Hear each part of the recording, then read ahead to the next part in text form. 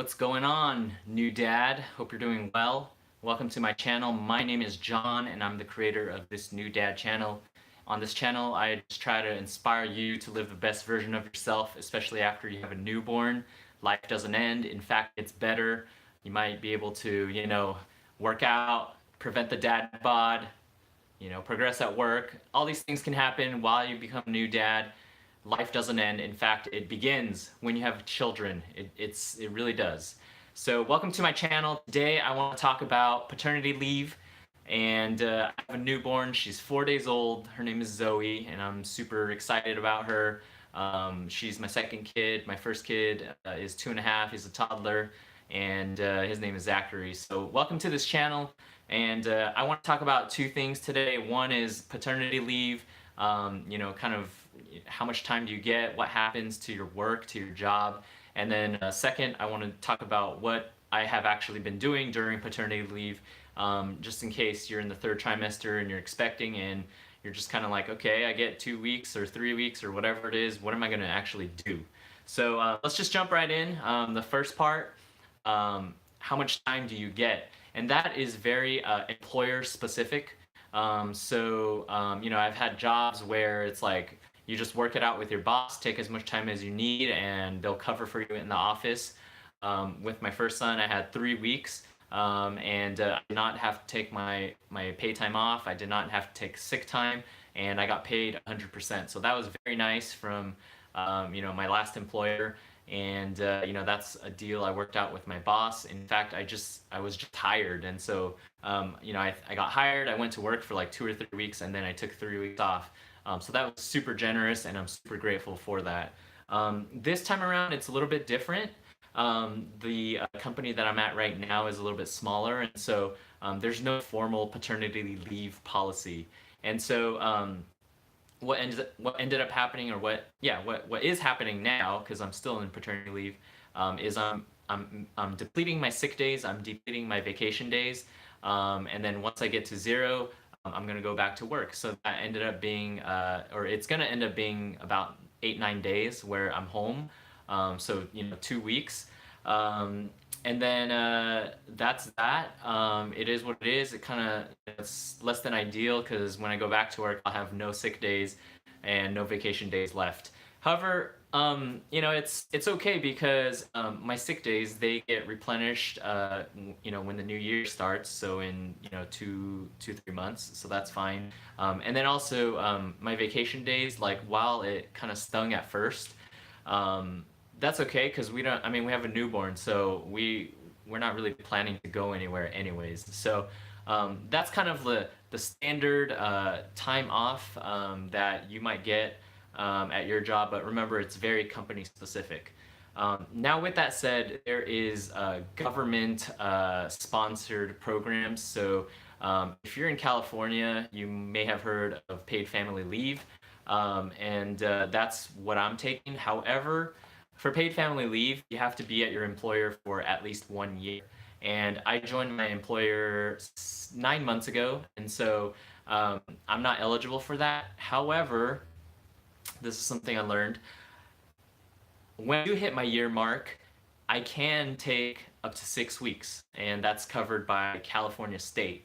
So that's awesome. And I didn't know that. I thought it was just like, oh, it hasn't been a year, I lose it, sorry.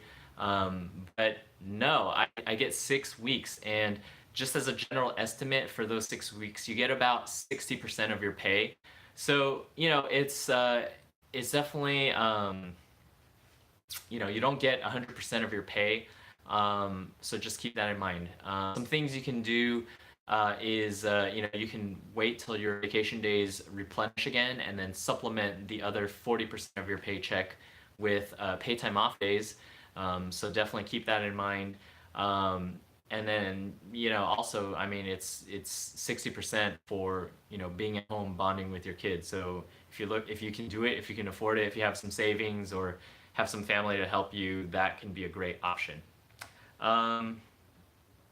There's also a government, and when I say government, I mean, sorry, I'm not so good with the government stuff. So federal, it's the national level. I think it's federal. With the federal, you can get job protection for up to 12 weeks. So it's not paid, but if you have been at your employer for a year, you can take up to 12 weeks, and your employer has to save your spot at the company. And it's not paid. So you'll have to figure out, like for my case, since I live in California, I can have 6 weeks of paid at 60% and then 6 weeks of unpaid, but they'll protect my job. And just for me, I mean, I decided not to do that second set of 6 weeks, just because, well, first, we can't afford living here without not getting paid, and then depending on where you're from and what you believe in and stuff. But 6 weeks for us is plenty. And I plan to take it. You don't have to take it all at once. So I'm planning to take 2 weeks in January, 2 weeks in April, and then 2 weeks in July. So kind of split it up a little bit. Maybe take a trip somewhere. So that's kind of what we've decided, of what to do with my paternity leave. That's how long I get, how much I will get paid, and hopefully that's helpful for you. All right, so moving on to part 2 of this video. What do you actually do during paternity leave? And I plan to do another video, a proper video, a non-live video, an edited video of what actually happens during paternity leave. But for now, I just wanted to outline for you what actually happens, because if you're wondering, like, what do you do and what happens, maybe after watching this, you'll get a sense of that. So the first thing is just bond with your newborn. So what that looks like is a lot of sitting around, maybe on a recliner chair or a rocker, and basically you'll have your newborn on you, and it's unlike nothing you've ever experienced before. You just got like this little tiny human being, like, just fully dependent on you. They can't even open their eyes. They can't even like breathe if you don't hold their head up. So it's just amazing. It's awe-inspiring. And if you do the whole skin-to-skin thing, it's supposed to promote a lot of bonding really fast, and so I heavily recommend that. I did it with my firstborn. With the second, she's spending more time with mom on the skin-to-skin just because she's feeding all the time, but whenever I can, I try to squeeze that in. This morning we did 3 hours, and it was very sweet.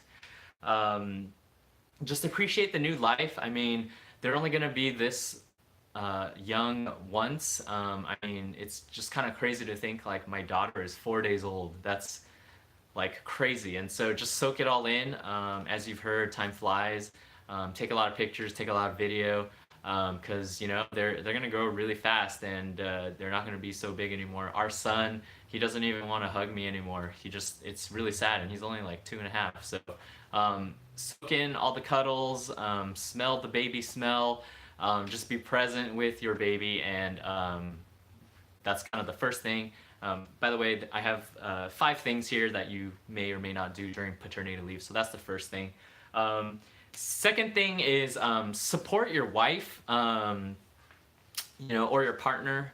During the first, not pregnancy, but the first paternity leave, my wife had a C-section, and that was our first kid, and I had no idea. Like, for me, when I took time off work, it was like, yay, vacation, like, relax, And so for the first one, I was just like all about the relax. I was sleeping in, I was going to the hot tub, and basically it was a tough lesson that paternity leave is not the same thing as paid time off. The whole reason why you get time off for paternity leave is to fill in the gap at home, and so it's actually work, just different work. So just that I guess that's all I have to say is support your wife.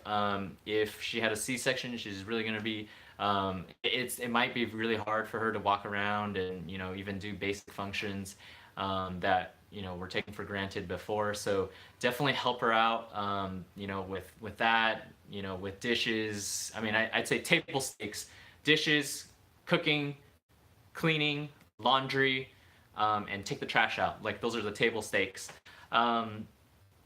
Definitely, if you haven't heard of Gary Chapman's 5 love languages, definitely this is a great time to have your partner take the test. I'll link it in the description below. Just figure out what your partner's love language is and do that as much as possible. So for my wife, it's acts of service, and so it comes in quite handy because I'm kind of double dipping. So if I wash the dishes, for example, not only does she feel loved by that, but it also helps us because now we have clean dishes. So two birds, one stone. So I guess I'm pretty lucky with that. Um, but also another power tip here is ask your wife for a list. Like if you're a bachelor and you're not used to like if you're not used to being succumbed to a woman, in that sense, this might be hard for you. I mean, for me, it was like something that I didn't even think to like ask, because before, like when I was living as a dude, like I was just, it's like, oh yeah, the trash is full. I can push it down and it'll be good for another week. But anyways, just don't try to read your partner's mind. Just ask. Just be like, hey, every day, what would you like to have done? Have two lists. One, every day, what would you like to have done? And two, by the end of paternity leave, right? By the end of these 2, 3, 6 weeks, whatever, what are the things you want to have done? So, for example, for me, it's like, putting up curtain rods for our second bedroom. It's stuff like, I don't know, just a bunch of stuff that I haven't gotten around to. It's fixing like little cabinet doors that are loose. I mean, I have a list, and again, I'll make a video about that. That'll be more of a humorous video. But it's basically stuff, little home projects, or things that need to happen, like Amazon return within 30 days, like that. So just ask your wife. Don't try to read her mind. Like trust me on this, man. Like you'll save so much time and headache by just asking her, and then the awesome part is like now you have a list. Now you can just boom, boom, boom, boom, boom, hit it, and then just chill after. Like if she gets mad at you, just be like, hey, I did my list. And hopefully she doesn't add more stuff to the list. So that's the second thing.